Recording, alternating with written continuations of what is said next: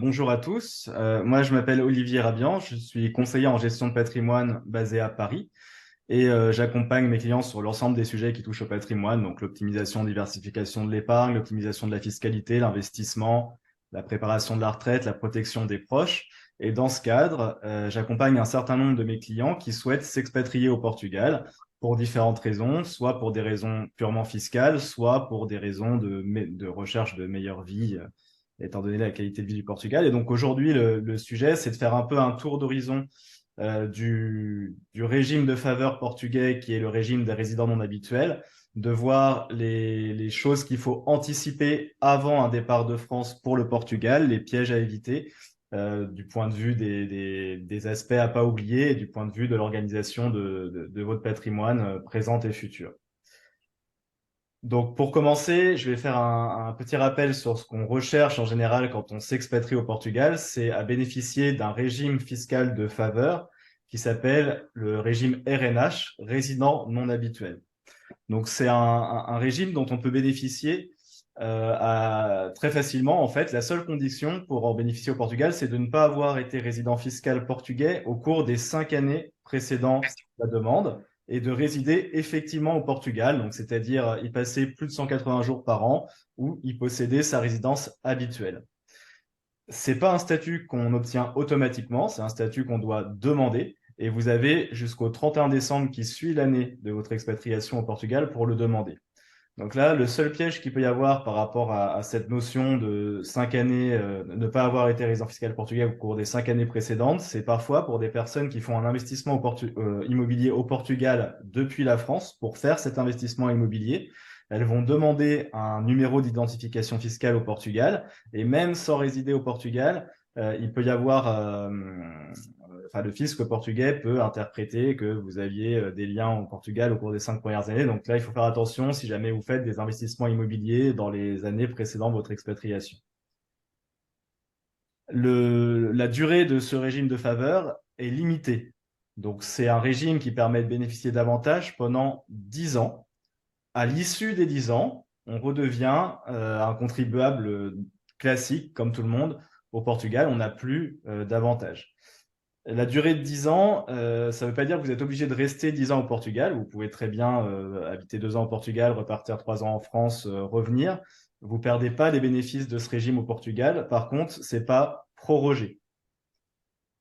Ce que ça offre, ce régime, le principe, c'est que en tant que résident portugais, vous allez avoir aucune imposition sur les revenus qui proviennent de l'étranger. Donc ça, c'est le principe général. Aucune imposition au Portugal sur les intérêts, les dividendes que vous pouvez percevoir de France.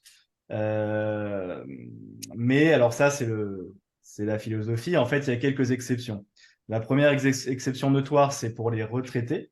Il y a quelques années, les retraités français qui partaient au Portugal, il n'y avait donc pas d'imposition au Portugal sur leur retraite de source française et pas d'imposition en France. Ça a changé. Maintenant, les retraites sont imposées au Portugal au taux de 10%. Donc, c'est plus zéro, c'est 10%.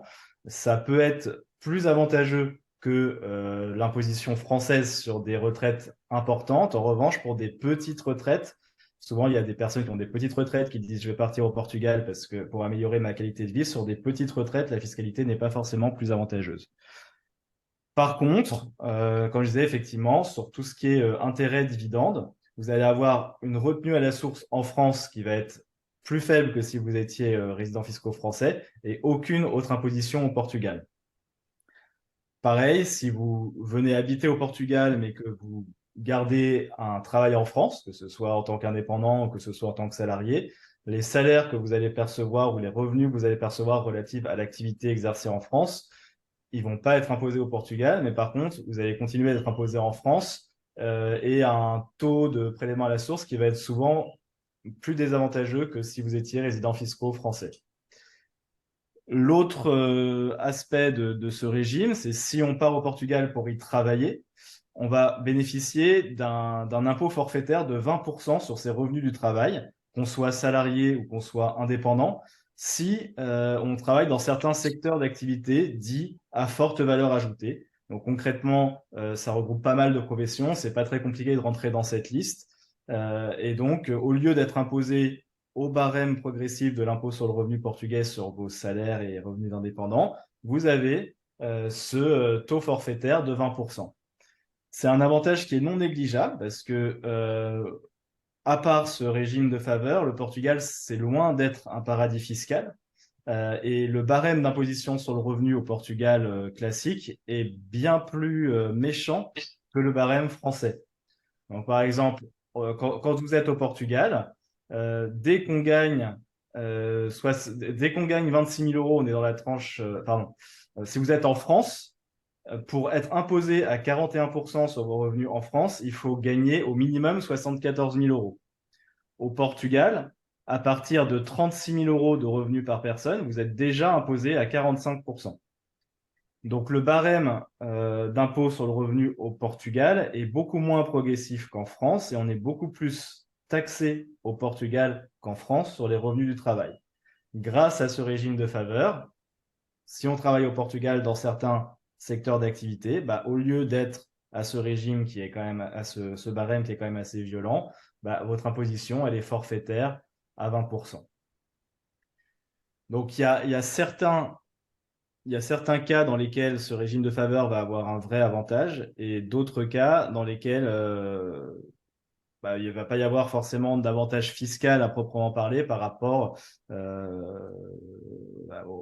un Français qui serait résident en France. Donc, par exemple, sur les retraites, comme je disais, c'est un régime qui est très avantageux pour les retraités qui ont des bonnes retraites. Sur les petites retraites, ce n'est pas forcément avantageux. Vous allez même parfois être plus taxé au Portugal qu'en France. Pour tout ce qui est revenus fonciers, donc les revenus de biens immobiliers que vous pourriez avoir en France, en fait, tous les revenus français que vous pourriez continuer d'avoir vont pas être imposés au Portugal, mais vont continuer d'être imposés en France. Si vous avez des biens locatifs en France et que vous vous expatriez au Portugal, la fiscalité sera pas nulle, mais sera souvent plus avantageuse que quand vous êtes en France et que vous louez ces biens. L'impôt sur la plus-value, les plus-values que vous pouvez réaliser, il n'y a pas forcément d'avantage non plus. C'est assez similaire avec le Portugal, puisqu'en France, on est imposé à 30%, au Portugal, on est imposé à 28%, et la plus-value, par exemple, c'est quelque chose qui ne rentre pas dans le régime de faveur RNH. Par contre, pour tout ce qui est dividendes, intérêts qu'on peut percevoir, là, il y a un réel avantage, parce que quand vous êtes en France, vous êtes imposé à 30% sur ces intérêts, ces dividendes. Si vous partez au Portugal, que vous êtes dans le cadre du statut RNH, vous ne serez plus imposé qu'à 12% au total, donc 2 fois moins. Et ce sera un prélèvement à la source en France et pas d'impôt au Portugal. Donc, en résumé, ça donne quelques avantages sur certains types de revenus de sources françaises, tant qu'on est dans le système RNH. Après les 10 ans, quand on sort des 10 ans, quand on a terminé les 10 ans, on est dans un régime fiscal qui peut être soit similaire à la France, sur tout ce qui est gain en capital, intérêt, dividendes, on va être imposé à 28% au Portugal, là où en France on était à 30%, c'est quasiment similaire. Et sur tout ce qui est revenu du travail, ça peut être intéressant si vous êtes dans des professions de type à haute valeur ajoutée.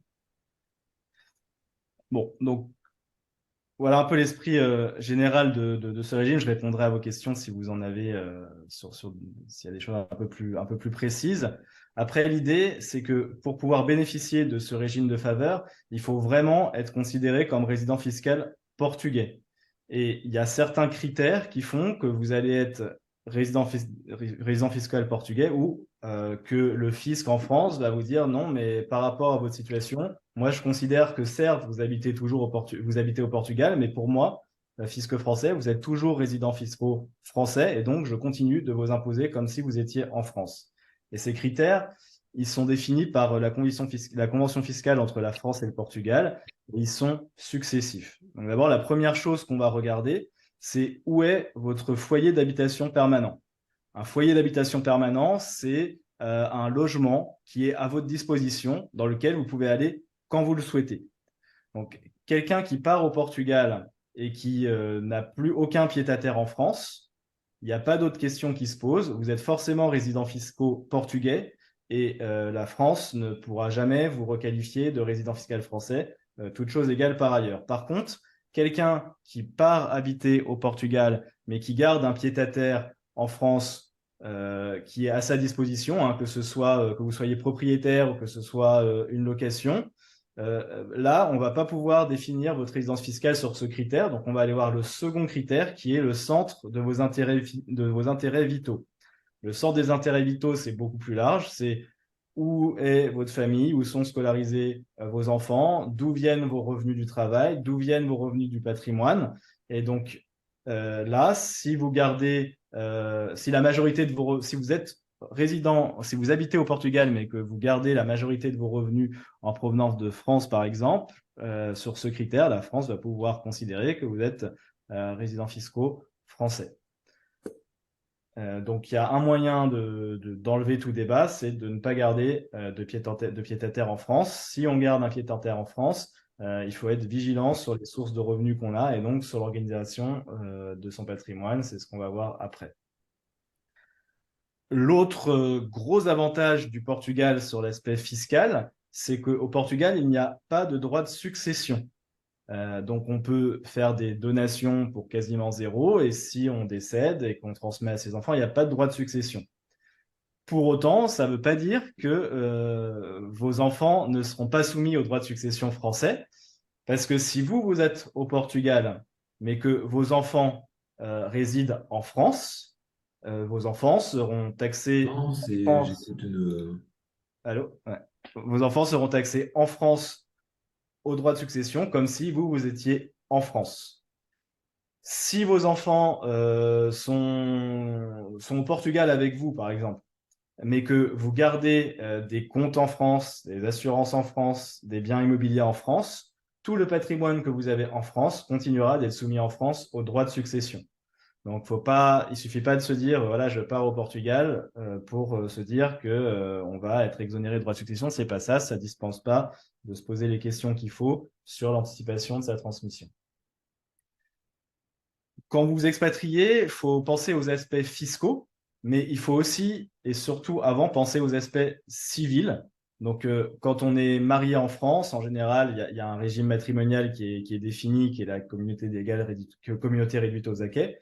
On peut faire un contrat de mariage, mais si vous expatriez, il n'est pas certain que ce soit ces lois qui s'appliquent, ces lois françaises qui s'appliquent en cas de divorce, par exemple, ou s'il y a un décès. En France, il y a des règles de succession assez strictes. Il y a une réserve héréditaire, il y a une protection du conjoint. On peut faire des donations au dernier vivant, ce genre de choses. Quand on s'expatrie, si on est dans un autre pays et qu'on divorce ou on décède sur le sol de l'autre pays, par défaut, ça peut être la loi de ce pays qui s'applique.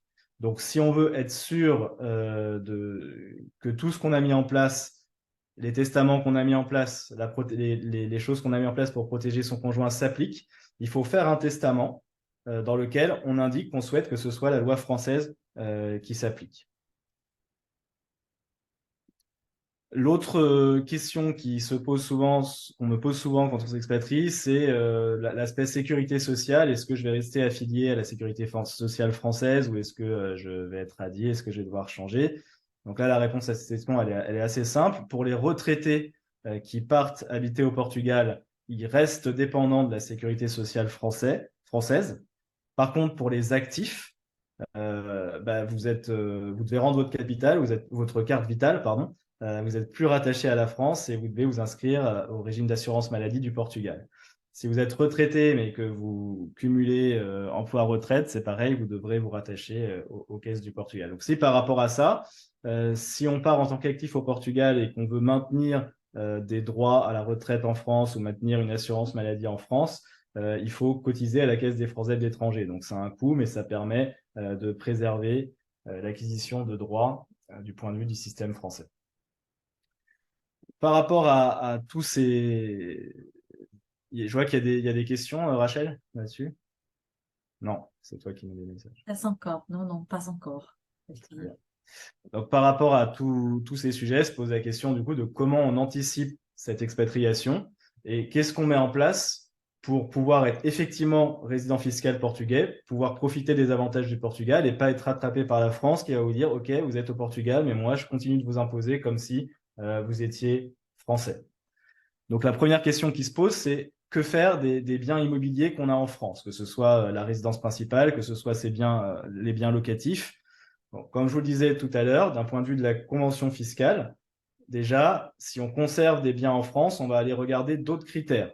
Si vous n'avez plus de pied-à-terre en France, automatiquement, vous allez être considéré comme résident fiscal portugais. Donc ça, c'est le premier aspect. Le deuxième aspect, c'est que quand on s'expatrie, on peut bénéficier d'exonération sur la plus-value de cession de ces biens immobiliers. Donc, il y a une exonération classique que tous les Français ont, qui est la non-imposition de la plus-value sur la résidence principale. Si vous voulez vendre votre résidence principale et ne pas payer de plus-value dessus, vous avez 1 an pour le faire après votre expatriation. Vous continuez de bénéficier de cette exonération sur la plus-value résidence principale jusqu'au 31 décembre de l'année qui suit votre expatriation. Si vous vendez votre ancienne résidence principale 2 ans, 3 ans après votre départ, vous serez imposé en France à la plus-value sur les biens immobiliers. En plus de ça, les non-résidents, ils peuvent bénéficier d'une exonération sur la plus-value supplémentaire sur la vente d'un premier bien immobilier autre que la résidence principale. Ils ont un abattement spécifique de 150 000 € sur la plus-value. Donc ça, c'est quelque chose dont vous pouvez bénéficier. Quand vous devenez non-résident, si vous conservez un pied-à-terre, vous allez avoir aussi une majoration de la taxe foncière. Donc, votre pied-à-terre, il va devenir résidence secondaire. Du coup, vous allez avoir une majoration des impôts sur ce bien. Enfin, le dernier aspect fiscal là-dessus, c'est qu'en France, il y a un IFI, un impôt sur la fortune immobilière. Vous continuez d'être imposé, même si vous êtes résident fiscal portugais, vous continuez d'être imposé en France à l'impôt sur la fortune immobilière sur les biens que vous détiendrez en France. D'ailleurs, au Portugal, il n'y a pas d'impôt sur la fortune immobilière, mais il y a quelque chose qui s'y assimile. Il y a une taxe sur le foncier. Donc finalement, quand vous détenez des biens au Portugal, que ce soit votre résidence principale ou des biens locatifs au Portugal, vous avez un impôt qui est calculé sur la valeur des biens. Donc ça s'apparente tout à fait à l'IFI en France, au Portugal. Pour moi, l'approche que j'aurais par rapport aux biens immobiliers, c'est vraiment une approche de rentabilité pure. Donc souvent, l'immobilier, c'est un moyen très efficace pour développer son patrimoine quand on est en phase de constitution de patrimoine grâce à l'effet de levier du crédit. En plus, le crédit permet de protéger ses proches. Mais quand on arrive à un certain âge, c'est aussi des contraintes de gestion, c'est aussi une fiscalité lourde sur ces biens quand il n'y a plus de crédit. Donc, on peut se poser la question finalement de la motivation à conserver ces biens immobiliers. Donc pour moi, la réflexion à avoir, elle est surtout basée sur le rendement de ces biens. Finalement, on garde ces biens souvent pour avoir des revenus complémentaires par les loyers. Vous regardez la rentabilité des biens nets de fiscalité, qu'est-ce qui nous reste dans la poche après impôt. Et finalement, est-ce que ce capital qui est bloqué dans la pierre est bien employé ou est-ce que j'ai des solutions alternatives de placement qui me permettraient de générer des revenus complémentaires avec moins de contraintes. Et par rapport à ça, il y a une réflexion à mener. Pour tout ce qui est placement financier, quand on s'expatrie au Portugal, on peut conserver tous ces placements français. Il n'y a pas de règle qui dit que vous devez fermer vos comptes en France. Les seuls comptes qu'il y a à fermer, c'est les livrets d'épargne populaire et les livrets de développement durable qu'on n'a pas le droit de détenir. Mais pour tout le reste, assurance vie, SCPI, PEA, etc., vous pouvez les conserver en France. Attention, comme je disais, pas de droit de succession au Portugal, mais tout ce que vous conservez en France peut être taxé en France lors de votre succession, même si vos héritiers sont au Portugal avec vous ou ne sont pas en France. Après, il y a certains placements qui perdent leur sens. Par exemple, le plan épargne action, c'est une enveloppe dans laquelle on peut investir en actions et être exonéré d'impôts sur les plus-values. Dès que vous partez au Portugal, les plus-values, elles sont imposées au Portugal. Donc, de toute façon, que vos titres soient dans un PEA ou pas dans un PEA, il y aura une imposition dessus au Portugal. Donc, c'est une enveloppe qui finalement ne sert plus à rien. Il y a des stratégies qu'on peut mettre en place pour les personnes qui partent prochainement à la retraite et qui ont le projet de s'expatrier au Portugal à leur retraite avec les plans épargne retraite. Les plans épargne retraite, ça permet l'idée, c'est quand vous versez de l'argent dessus, c'est déductible de votre revenu imposable l'année où vous versez, donc ça fait une réduction d'impôt assez importante. Mais quand on est en France, on est refiscalisé. Quand on est à la retraite, qu'on débloque ce plan, qu'on récupère l'argent qu'on a mis dessus, il y a une couche d'impôt qui vient se rajouter. Si vous partez au Portugal à votre retraite, vous pouvez défiscaliser tant que vous êtes en France en versant sur le plan. Une fois que vous êtes parti au Portugal, vous êtes retraité, vous débloquez le plan, vous récupérez les sommes sans avoir aucun impôt à payer en France. Donc là, vous avez une défiscalisation bien plus efficace que pour un Français qui aurait débloqué son épargne en France. Le dernier point sur l'épargne, c'est les contrats d'assurance vie. Donc, souvent, l'épargne des Français, elle est logée sur ce type d'enveloppe majoritairement. On peut les garder, des contrats français, mais il faut savoir que vous allez avoir des contraintes administratives très lourdes. C'est-à-dire qu'à chaque fois que vous allez vouloir faire un retrait, on va vous demander des documents, des CERFA à tamponner pour justifier de votre résidence fiscale portugaise. Et donc, ça va rajouter de la lourdeur à la gestion de vos contrats. Si vous voulez faire des versements complémentaires, selon les assureurs, ça va être possible ou pas possible. En général, quand on s'expatrie, il y a une enveloppe de placement qu'on conseille qui est particulièrement adaptée. C'est le contrat d'assurance vie, mais de droit luxembourgeois. Donc l'idée, c'est une enveloppe qui fonctionne exactement de la même manière que le contrat d'assurance vie français. Donc pour rappel, l'assurance vie, c'est simplement une enveloppe de placement sur laquelle l'argent reste disponible à tout moment. On peut le retirer comme on veut. Il n'y a aucune fiscalité sur vos plus-values, sur vos gains, tant que les sommes restent dans l'enveloppe.